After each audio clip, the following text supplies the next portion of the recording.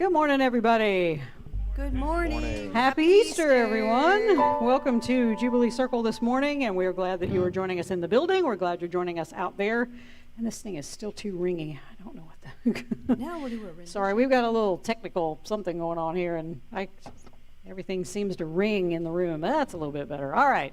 So if you need a bulletin, they're over there near the lily this morning. So we have a nice lily that Charles brought. Thank you so much for our Easter lily. And if you are out there watching on YouTube, you can find it at jubileecircle.com or just scroll down into the description and you will find a link for today's bulletin. Are we ready? 1, 2, 3, 4. You can't tell me there's no mystery.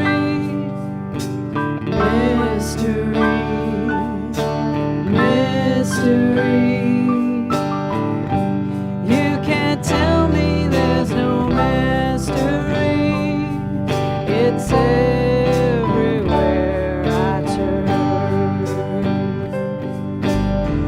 Moon of a junkyard where the snow lies bright. So lies bright. Snow lies bright.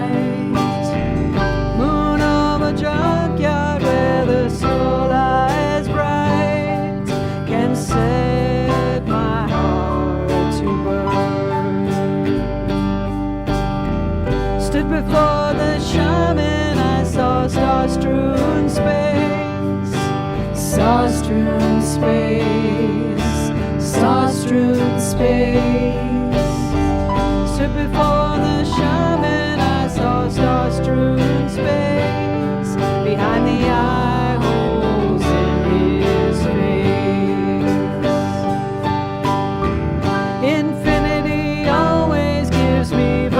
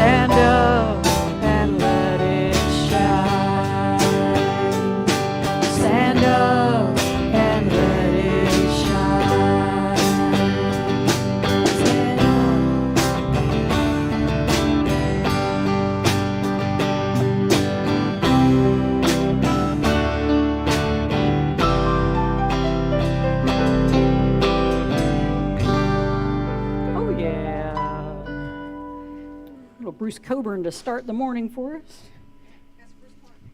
Well, and I know, I changed the key because it was too low. I was going, let it shine. Nobody wants to hear that. When it's at the bottom of your range, it's time to change key. So happy Easter, everyone. We are continuing our VIA Creativa theme called Practicing the Resurrection. And A Course in Miracles tells us The resurrection demonstrates that nothing can destroy truth. So all this VIA, we're learning the art of practicing resurrection in our daily life. And that just means that we live in ways that demonstrate we understand that nothing in this world can destroy the truth of us, that we are created in love and peace and joy. And we strive to live into that truth in every moment of our lives. So yes, happy Easter. And this is the day that in most Christian churches, they begin their celebrations by saying, "He is risen." And the crowd responds, "He is risen indeed." Yes, so let's try it. He is risen. He is risen indeed. Right, Jesus is risen indeed. And the only proof that you need is sitting right beside you or appearing on your screen for those who are watching remotely. Because you know it's true, you always are right next to or are seeing the Christ alive and well, because that Christ is in each person that you see, each person that you think about, each person walking this planet. The Christ, that higher divine self of only love that we all possess, since it's what created us, it did not die on a cross. Jesus himself, though he may have died in body, he did not die for our sins. The progressive Christians, of which I used to be a part, they use the crucifixion to point out how an unjust government prosecuted and killed an innocent man for having the temerity to preach love instead of hate. And that's true. But A Course in Miracles calls the crucifixion the last useless journey, because we're not called to go out there and be crucified. That is a useless journey because it makes the suffering of this world real, and it convinces us that we can die. Jesus' resurrection, his still very real presence in the world in this moment, proves that the Christ within us, that higher divine self, is eternal. But what does that mean for us today? It's a reminder that we can practice resurrection in our own lives in the only moment that matters, and that is right now. Jesus' resurrection reminds us that we are only love. We are created for and from nothing else. Our bodies may have stardust in them, but they house the entire universe, a vastness of love that seeks to be manifested and shared in the world. And the only moment that we can do that is right now. So this moment, jubilance. This is where the resurrection is, because this is where eternity lives. And when we practice the resurrection of now, we embody that love that makes the whole world want to say, "Oh yeah." "Oh yeah." Please rise as you're able. And as we do at every Jubilee Circle, we begin our celebration by remembering the four elements. We remember the fire and the earth and the water and the air. And we burn sage as a reminder that this is a safe and a sacred time. It is a time to set our intention to love ourselves and to love the world. And it is time to set an intention for the world, that they be receptive to that love on some level and know that they too are resurrected Christs walking around in the world. Let us turn and face the east. Holy One, just as the sun rises in the east, empower us to see and believe in new beginnings, to arise into each new day seeking new possibilities, new opportunities, and new worlds to explore. As we live through the fear and anxiety of this time, remind us that joy comes after despair, sunrise after the darkness, laughter after the tears. Refresh us this day, Holy One, and grant us your power to refresh the world. Quarter turn to the right, and we face the south. Help us, Holy One, to reclaim our creative power. Just as Jesus rose from the tomb on this Easter day, connect us with our own powers of resurrection from every little death we face in this life. Give us the power we need to walk from our tombs of despair and discouragement into the light of a new day. Quarter turn to the right, and we face the west.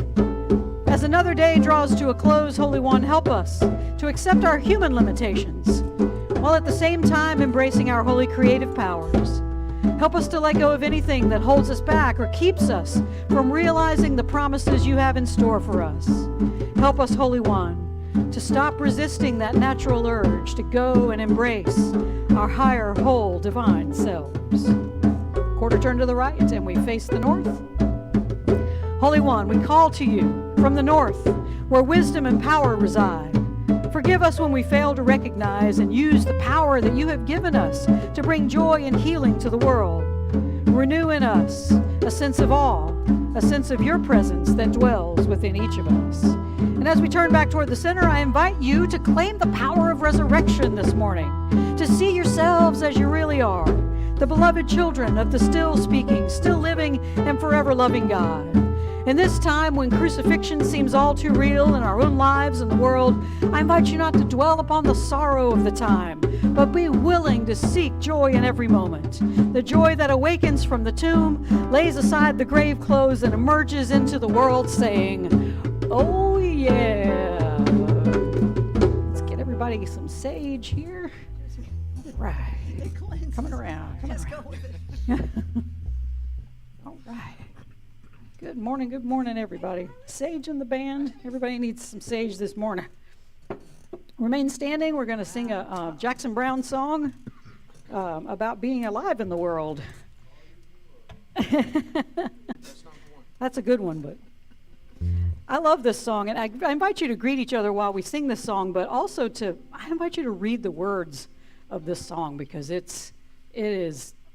I want to live in the world, not inside my head. I want to stand and be counted with the hopeful and the willing, the open and the strong, the voices in the darkness, fashioning daylight out of song. That's what we are. We are here to sing that song of love, no matter what. So, it's a good song. It's a good song for Easter. Here we go. 1, 2, 3, 4.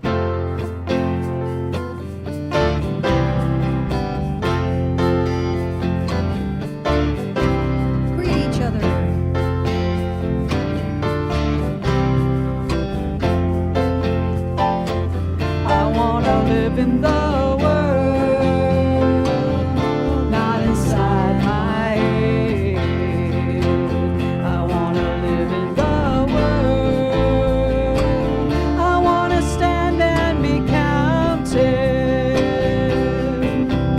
with the hopeful and the willing, with the open and the strong, with the voices in the darkness, fashioning daylight out of song, and the millions of lovers alive in the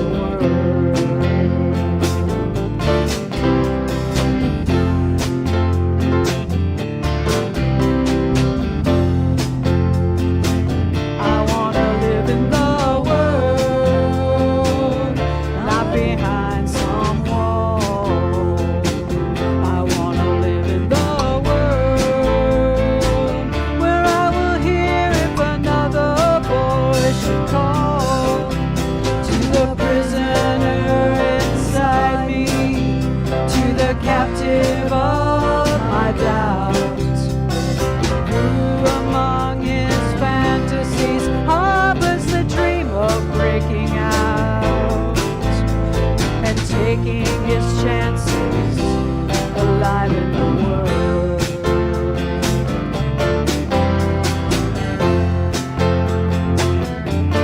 To open my eyes and wake up alive in the world. To open my eyes and finally arrive in the world.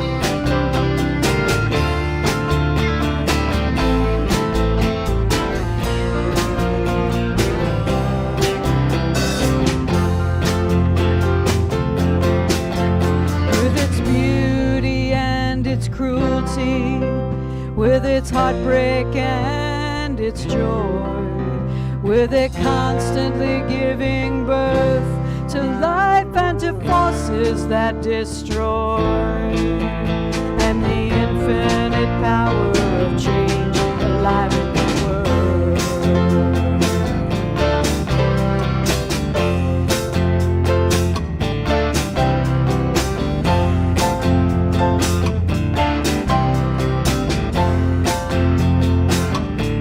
To open my eyes and wake up alive in the world. To open my eyes and finally arrive in the world. To open my eyes and wake up alive in the world. To open my eyes and finally arrive in the world.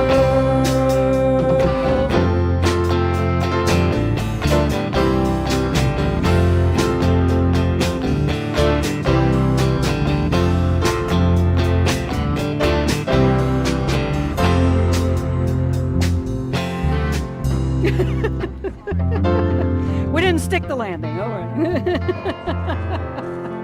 That's all right. Who knows? It could have been my fault. It's all right.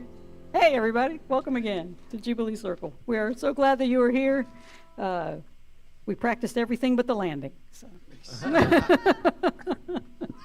All right. So welcome to everyone who is here today. You know, usually Easter is our least attended of the year, other than Christmas sometimes, or the Christmas area, because everybody goes back to their families and celebrates Easter like at their childhood church or whatever. But hey, well, it's got a nice crowd here today. So thank you all for coming for Easter. Happy Easter. We're happy to see you. We're happy to see Jubilee resurrect right here before our very eyes. It's alive. So welcome to those who are visiting. We have Anthony. Anthony's visiting today, and he is on the front row, man. How does that happen? We're so glad to have you here, man. You can't hide in Jubilee, and he just embraced it. It's wonderful. So a little bit about us today. We are an inclusive, progressive interfaith community here in Columbia, South Carolina, broadcasting around the world. We teach the timeless common wisdom of love and unity that is found in all mainstream religions, in metaphysical philosophies, mysticism, inspired secular and religious writers and teachers throughout the ages. And we use popular music and teachings and weekly celebrations, educational and artistic events, and other community-building activities because we're trying to create a space for everyone to experience transformation so they can go out and be that transformation in the world. And we believe we're here to expand our souls, to find a deeper meaning in life, to renew our commitment to love and peace and justice, learn how to love wastefully, and undergo a transformation from the inside out so complete that we walk around the majority of our time living from that higher divine self. We also recognize we're part of God's good creation. We are formed in love and joy as well as stardust. But we forget this. We pop out into the world and we see this person over here and those people over there, and then the judging starts and all the grievances begin. We believe in separation. We're lost in this world of paradox, and we encounter others as beautiful or ugly or good or bad or generous or stingy or loving and just plain recalcitrant. But let us remember, our function here at Jubilance is to remember that we are just extensions of God in the world. We have never left the heart and mind of God. And we are here to learn our lessons, to do our curriculum so we can awaken and remember who we truly are. We are the love that created us, and we are to be that in the world. Oh, yeah. Oh, yeah. Hear these wise and holy words. And this wise and holy one. The moment. Give her a minute. All right. From A Course in Miracles, the CE edition, chapter 19. Here is the holy place of resurrection, to which we come again, to which we will return until redemption is accomplished and received. Think who your brother is before you would condemn him, and offer thanks to God that he is holy and has been given the gift of holiness for you. Join him in gladness and remove all trace of guilt from his disturbed and tortured mind. Let us give redemption to each other and share in it, that we may rise as one in resurrection and not separate in death. Behold the gift of freedom that I gave the Holy Spirit for both of you, and be you free together, as you offer to the Holy Spirit this same gift, and giving it, receive it of him in return for whatever you gave. He leadeth you and me together, that we might meet here in this holy place and make the same decision. Free your brother here as I freed you. Give him the self-same gift, and do not look upon him with condemnation of any kind. See him as guiltless as I look on you, and overlook the sins he thinks he sees within himself. Offer each other freedom and complete release from sin, here in the garden of seeming agony and death.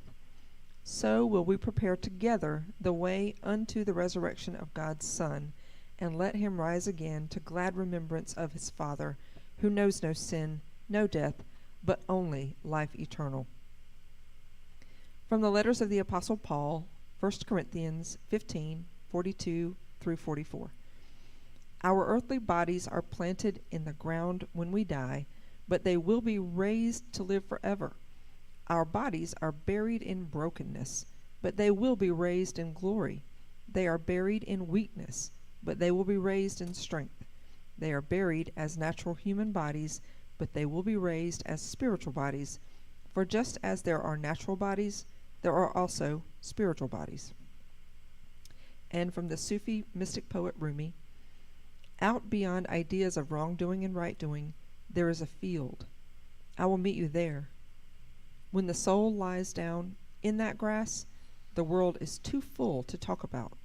Ideas, language, even the phrase each other doesn't make any sense. These are wise and holy words. Thanks be to the holy. All creation is holy word. All creation speaks volumes of the holy. Hallelujah. Let's stand and sing. Let's just vamp on that opening chord. And just remember, I want you to sing along. You've got your bulletin there. It's just an easy little chorus. We can sing it first if you don't know it, and you can join in. I release and I let go. I let the Spirit run my life, and my heart is open wide. Yes, I'm only here for God. No more struggle, no more strife. With my faith I see the light. I am free in the Spirit. Yes, I'm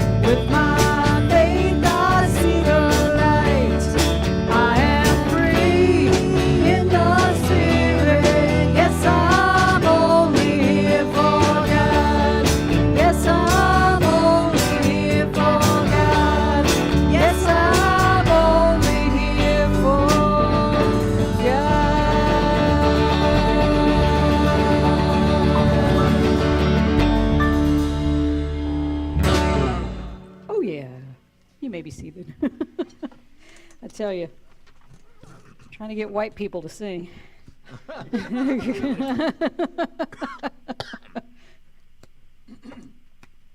Okay. All right, I'm going to make the band stay up here while I'm teaching, because I'm going to need them at the end. Got an original song coming up. You can huh? Where's your nap?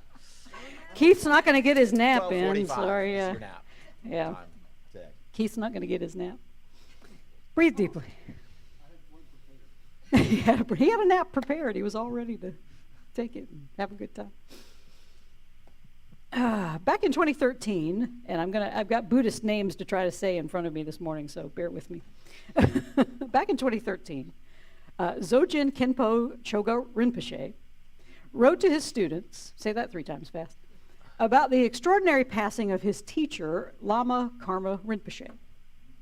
After his death, it was reported that Lama Karma's body had shrunk from his original 5 feet 9 inches to about 8 inches, reducing in size by nearly 80%. Rinpoche wrote, if his body continues to shrink and totally disappear, this miracle will be categorized as light body or atomless body. This light body can happen gradually or instantaneously, he writes, with or without an eyewitness. Another term for what Rinpoche was describing is a rainbow body. According to Tibetan Buddhist belief, this is what happens to the bodies of those who have, through meditation and other spiritual practices throughout their lives, have attained the supreme accomplishment of the Buddha in this very life. Now, there have been more than 180,000 documented cases of such rainbow body events taking place. One eyewitness in the mid-1990s was Father Francis Tizo. He saw the death of Buddhist monk Khenpo Achos, and after his body was wrapped in burial cloth, the body began to shrink over the passage of 7 days. His bones were shrinking. His facial features began to seem younger and younger, and there were rainbows appearing outside of his hut. Angelic voices sang from the ether, and the body began to smell of the most wonderful perfume, according to Tizo, who witnessed this. He's got a whole book about it. The appearance of rainbow bodies has been tracked back to the 8th century AD to, this is the hard one, okay, Padmasambhava. There we go. Say that 3 times fast. Padmasambhava.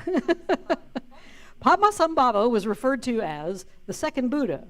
It was reported that he survived an execution by fire and then went on to perform many miracles, transforming those he met into protectors of the Dharma, or the teachings of the Buddha. It's reported that he did not die, but instead his students say that they saw him mount a beam of sunlight and soar into the sky amid swirling lights, becoming smaller and smaller until he disappeared.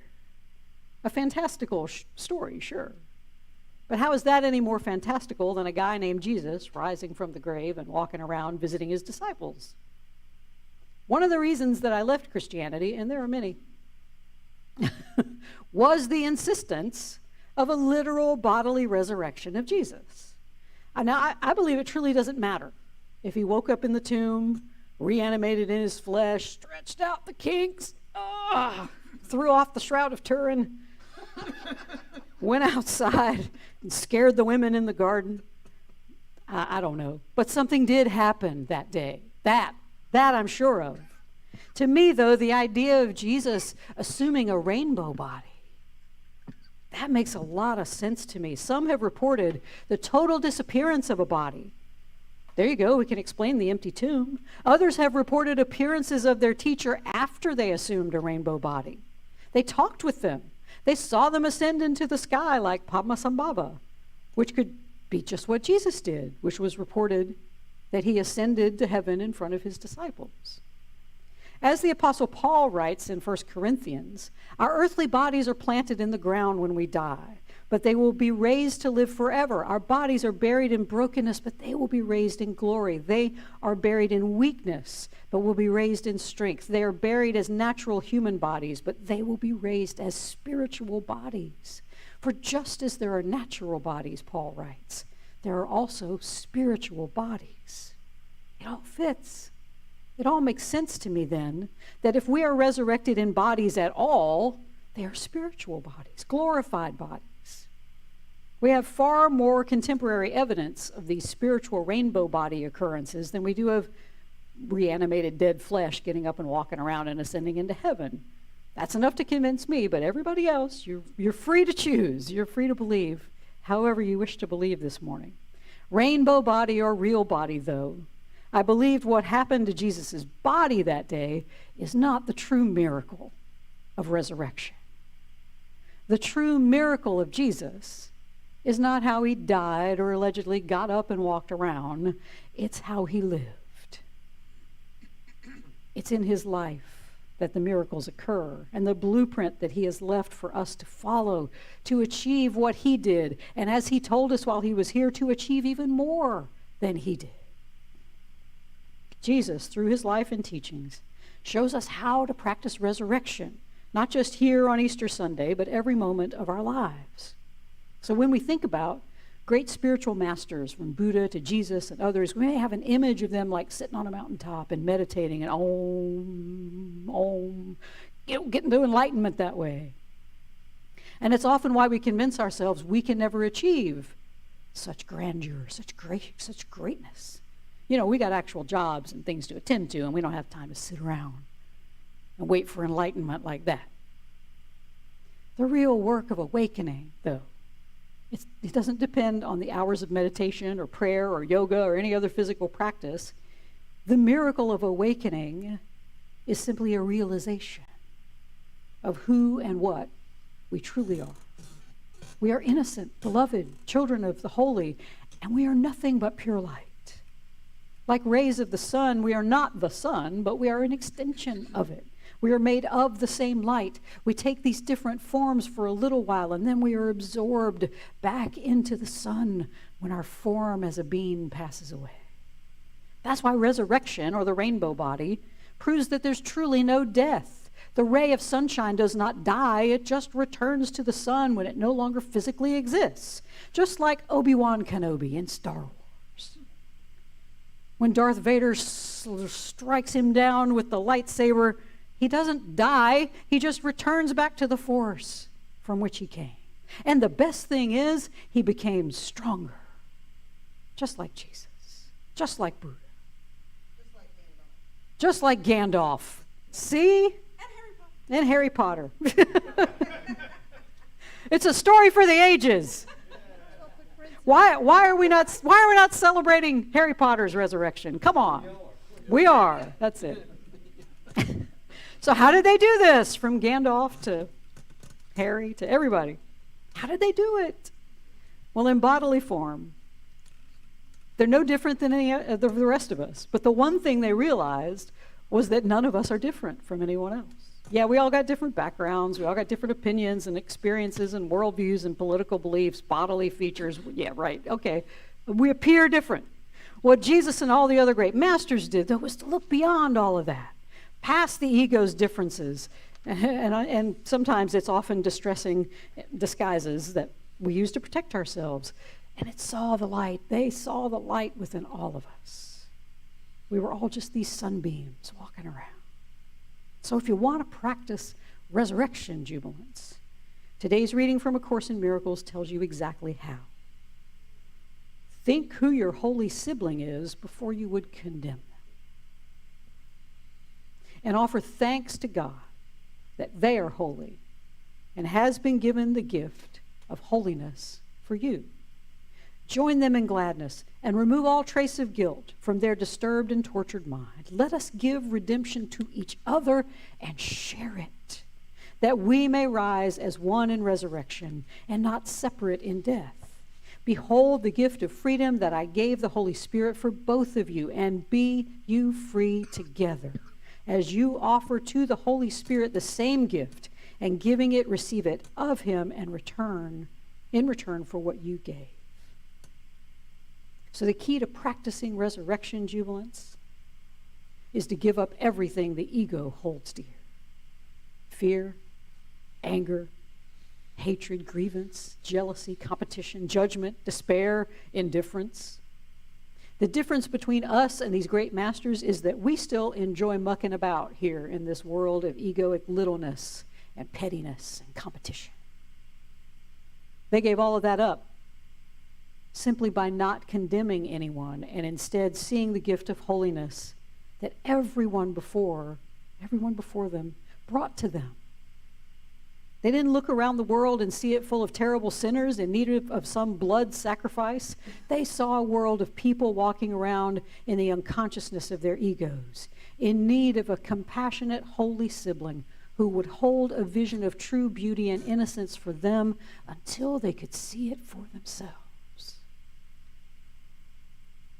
A Course says the message of the crucifixion is for us to teach only love, for that is what you are. The message of the resurrection, then, is to become that love, to be it. As you see your holy siblings wandering in the darkness of ego, which is what crucifixion is, you vow to teach only love to them, and in return you teach it to yourself. The resurrection, then, is the moment when you move from simply teaching love to embodying love in everything you do, everything you think, everything you say, every moment of your life until you achieve that glorified rainbow body. Now, this to me is better news than one day being promised that I'm going to walk around in this particular flesh suit again. I'm a little tired of this one. You know, I've looked at this one for 50 some odd years now.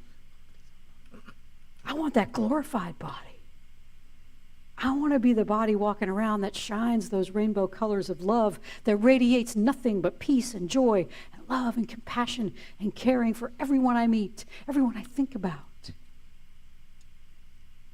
That's lovely, preacher, but how do you do that?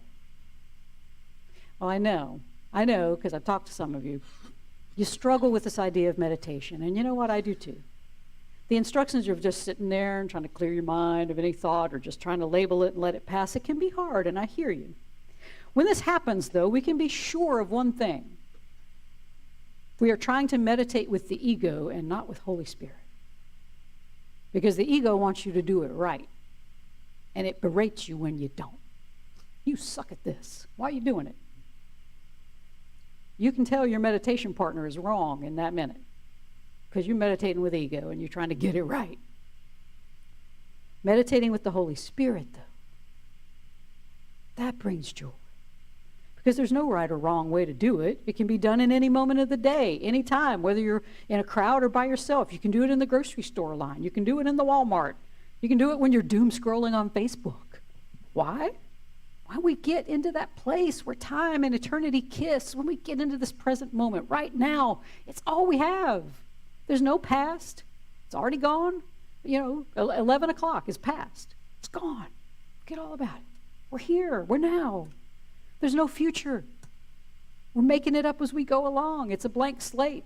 We get there by simply paying attention to it, reminding ourselves amid the day's hectic comings and going that eternity waits patiently for us right now, just to be noticed.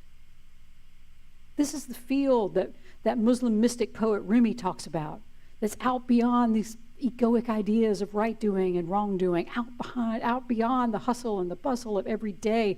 It can be the peace we feel in an instant, or the peace we encounter in a beautiful sunset, in the eyes of the puppy dog, in our partner. It's the moment that all thought stops. In every moment, we can choose to step outside the stream of thought that is always just threatening to sweep us away. I'll tell you, the moment I get into that no thought zone is when I'm ringing that bowl down there. I have to bring myself back, or you guys are just going to go, okay, she's in a trance, we're out of here, because I'll just be like, woo. It's something about that tone. It just takes me right out of the stream of thought. I'm not thinking anything. And I have this tinnitus. It's never quiet in my head. It's never silent. It's always just ringing, and I am learning how to use the perpetual ringing in my ear as a bowl and listen deeply to the ring. It's the same thing. It'll take me right out. I can do it right now, and it's just like, yeah, it's cool. I got a singing bowl in my head. How lucky am I? Blessing and a curse, I guess. You do with what you have, right? But this is our practice of resurrection jubilance, getting into that gap between the thoughts, working on staying there for as long as possible, noticing those moments of no thought, stepping out of that stream of this earthly world into that stream of eternity just as often as we can remember to do it. So how do we do that? We go to that field of unity with each other where the phrase each other doesn't even make sense anymore. How do we get there? Well, a course says we ask God to do it for us. You see, this is not something we got to sit and do, because that's what the ego wants.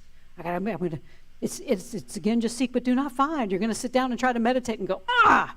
And so instead of sitting and meditating with the ego, ask God, ask Spirit to meditate with you. A course says God leads you and me together, that we might meet here in this holy place and make the same decision.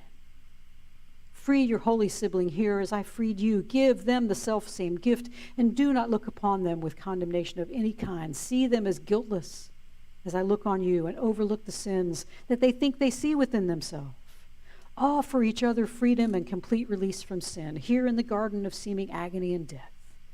So will we prepare together the way unto the resurrection of God's Son, and let him rise again to glad remembrance of God, who knows no sin, no death, but only eternal life. The miracle of resurrection jubilance is when each of us who live in this world that we created together on a foundation of hatred surrenders all of our hatred, and we step into the real world that is created and formed and teeming only with love. That's the miracle Jesus performed. Walking around in some glorified body even pales in comparison to the miracle of transcending a world built on hatred and fear and suffering and despair.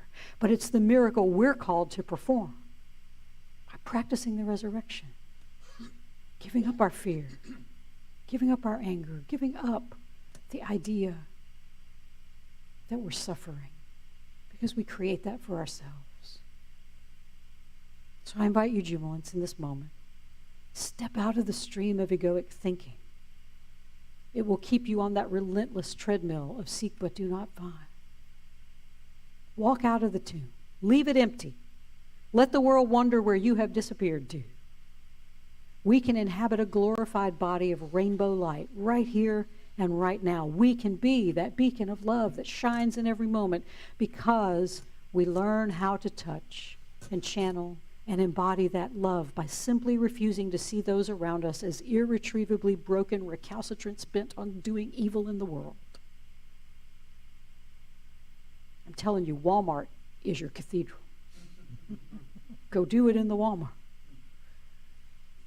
And I'll tell you, the other day I was in the Kroger, and I was pushing the cart around going, oh, they're right where I need to be.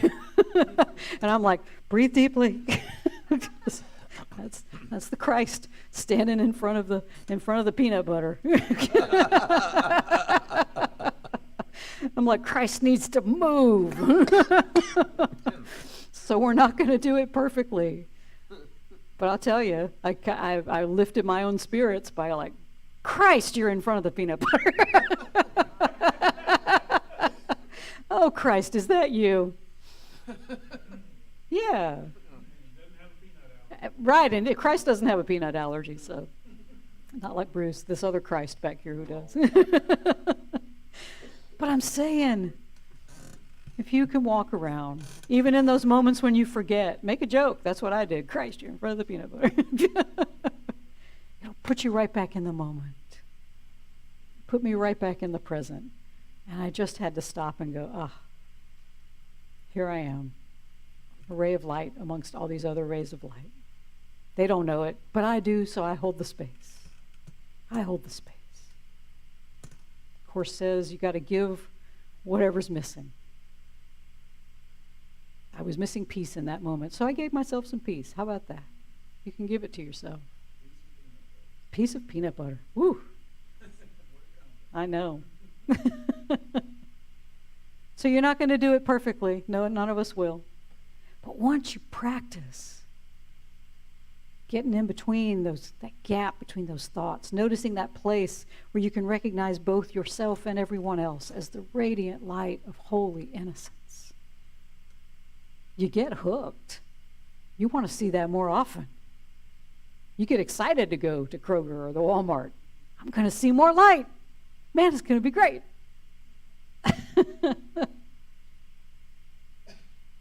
You'll remember the practice when you're at red lights, during meetings, while you're shopping. Pretty soon, like Jesus, you're going to be performing true miracles, releasing all the barriers to love so it can flow through you and finally become you. And when you do lay down this earthly body, you'll be remembered by those you leave behind only for the rainbows of love that you showered upon them and the world. This jubilance is what it means to be alive in the world, practicing the resurrection in every moment. It means that everyone you see, everyone you speak to, everyone you think of in any given moment joins you out in that field of love beyond right doing and wrong doing. And you are out there lounging together in the grass of ultimate peace, where even each other doesn't mean anything anymore. And all you'll know to say is, Oh, yeah. oh, yeah. All right. So I wrote this song called Rainbow Bodies. Yeah. And it started off as because all I know how to write are folk songs. And then the band got a hold of it, and now it's a rock and roll song. All right. So we're going to rock out on some Rainbow Bodies here. You guys ready? Ready? C. 2,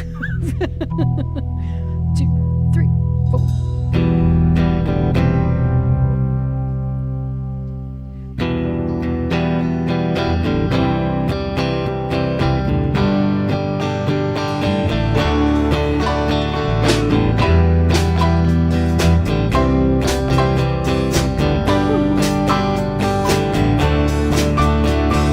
Through the clouds, a rainbow appears to wash away our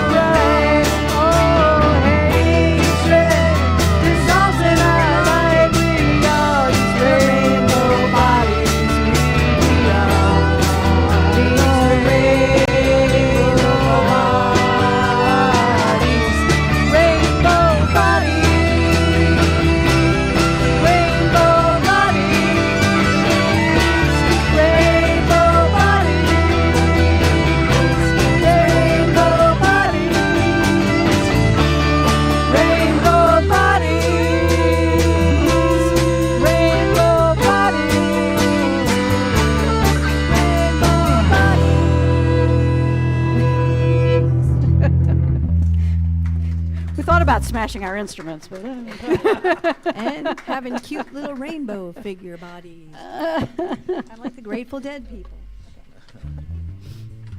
we need some psychedelic amoebas up on the screen behind us. Breathe deeply.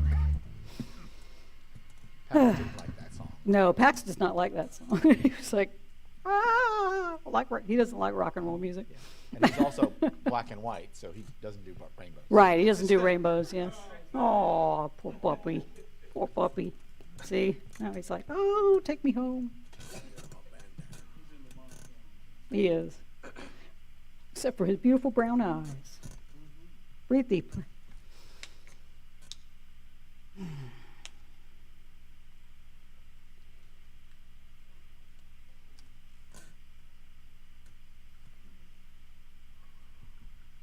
Oh man, I forgot to bring it. I had Chat GPT write an Easter sermon based on A Course in Miracles. It was pretty good. It wasn't bad. I mean, there was no sort of oomph to it. It was just sort of, all right. It was kind of dry, huh? Oh yeah. I'll have to post it. Yeah. I'm like, well, all right. You pass. You got it.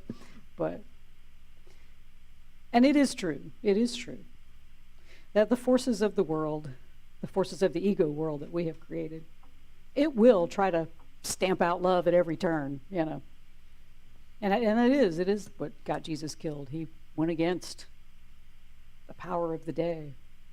He went against the teachings of the day. He talked to women and loved on Gentiles. And, the dude went out and broke all the rules. And that's what we're called to do. We're not called to be crucified, though. That's what A Course in Miracles says. That's the last useless journey. It doesn't mean go out and, don't go out and speak power to truth. It does. But to do it from that place of love. And yeah, maybe your body gets killed doing something like that. Yeah, maybe. But don't walk around feeling like the world is crucifying you, because it's not. You crucify you. That's the only person out there crucifying you. If you think things are bad, if you think things aren't going well, ask to see things differently. Because that's what will create the spirit, the willingness to see more deeply, to be the one who is alive in the world, the one who stands to be counted, the one creating a new song in the world. But you stand on a foundation of love, not on a foundation of fear. And that makes all the difference in the world. That's why we remember Jesus. We're like, dude could love. Wow. I don't know if I can do that, but you can. Jesus says, you have everything that I have. The only thing I don't have is an ego. The only thing I don't have is fear or grievance or anger or doubt. Because the world ends in laughter. It doesn't end in despair. That is the celebration of Easter. That we think the crucifixion is the end. But we arise in laughter, in love, in peace, and in joy. And you can find that now. You don't have to wait. It's just giving up all the ideas of crucifixion. All the crucifixion means is teach only love, for that is what you are. If you want to learn what love is, go teach it, because you will find out. As you teach, so shall you learn. So you have a choice in every moment. Christ, is that you in front of the peanut butter? Or Christ is in front of the peanut butter. Look at how beautiful that ray of light is.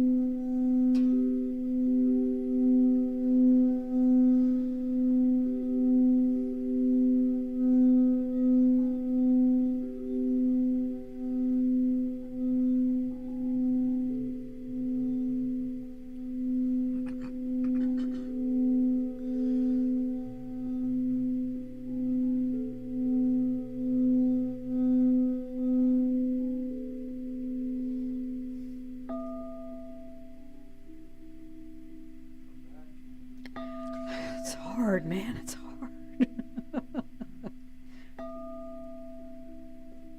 How long was that? Like 20 minutes? A couple of hours? All right. Well, just, hey, good on y'all for sticking around.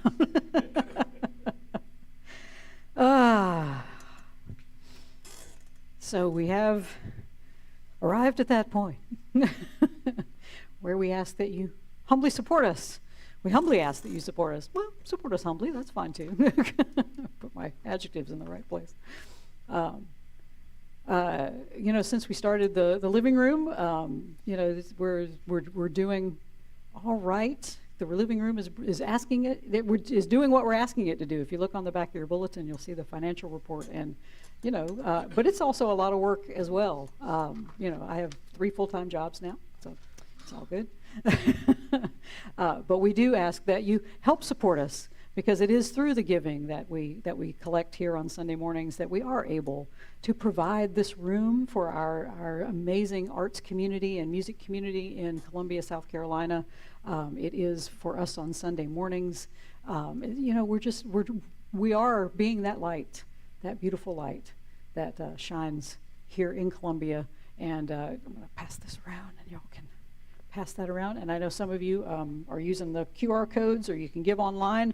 Out there in YouTube land, you can give online by going to jubileecircle.com, and there's a donate button there, and you can press that, and it will take you to where you need to go to donate online.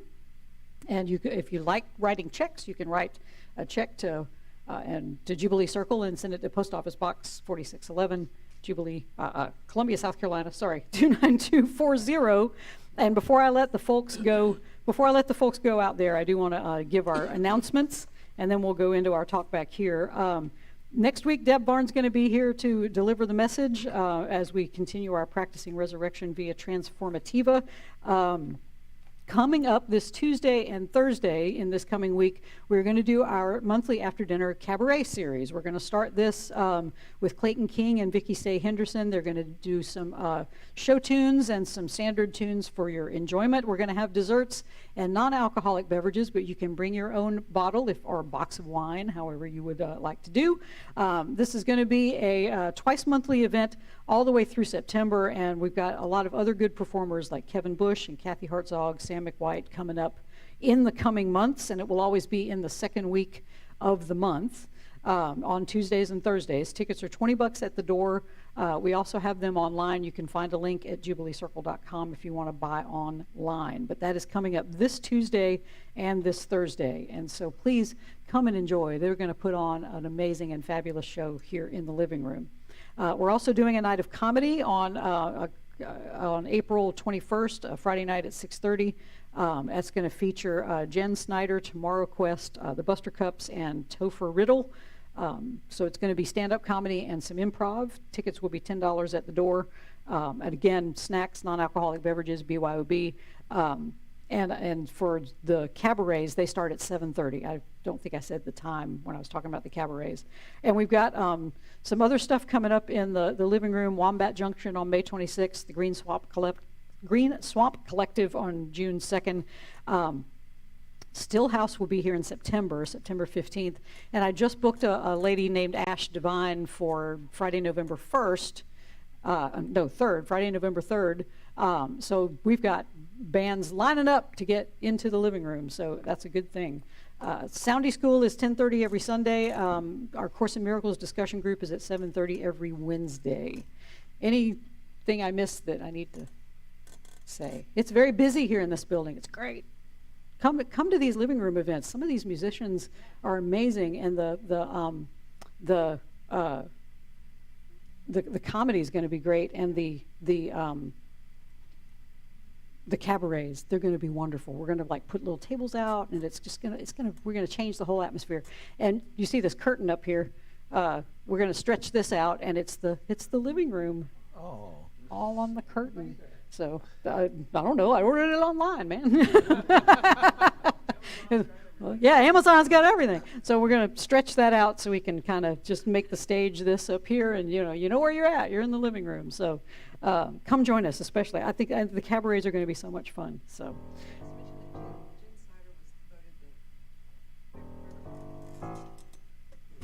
Yeah, that's true. Jen Snyder's amazing. She was voted, I guess it was the 3 times, I guess, or she's the best of. She's voted the best comic in Columbia, South Carolina. So we're not gonna do that. Oh, that's right. No, we're gonna do that afterwards. But I'm gonna say goodbye to them. Yeah. Concerning the living room, if I had a band and I'd like to play in this living room, how Well, if you're watching out there and you have a band and you think you want to play the living room, we're an 80-seat listening room. We're not, there was a band here that kind of partied, which was fine, but we are sort of a listening room. So you can actually send an email to booking@thelivingroomsc, as in South Carolina.com. Booking@thelivingroomsc.com. Okay. There's a website too, thelivingroomsc.com. So we're going to let the folks on YouTube go, and we're going to have a little talk back in the room. And if you ever want to have a little talk back here in the room, you can join us in the room. But we will see you next week. And remember, as Meister Eckhart says, if the only prayer you ever say is thank you, if the only prayer you ever say your entire life is thank you, that will be enough, because it puts you right in this present moment of gratitude. And so go in peace and gratitude and love and joy, and we will see you next week. Oh, yeah.